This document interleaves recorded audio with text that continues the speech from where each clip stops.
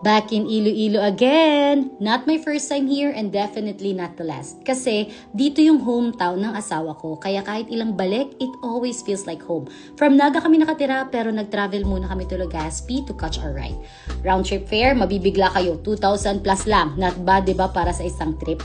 This time hindi na kami nag-tourist mode kasi nga napuntahan na namin dati yung mga usual spots. So ngayon, chill trip lang. Just enjoying the simple things we love about Iloilo. Naglakad-lakad kami sa festive walk in the morning, tahimik, presko, ang saya lang mag-ikot. Tapos dumaan kami sa Molo Plaza.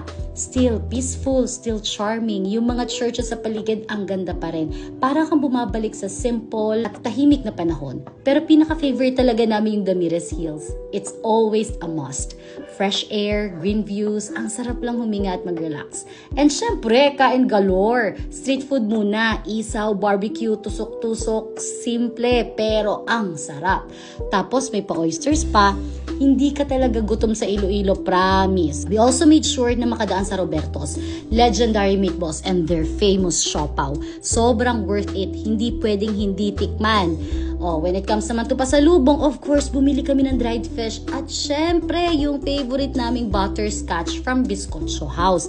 Hindi kompleto yung uwi pag wala yan, di ba? Tapos bigla kaming napaisip. Ayun, nag-side trip na kami sa Boracay. Walang plano, bigla ang biyahe, pero sobrang worth it. That's the best kind of travel minsan, di ba? Yung biglaan pero ang saya. Sa Iloilo, laging may babalikan. See you in my next one!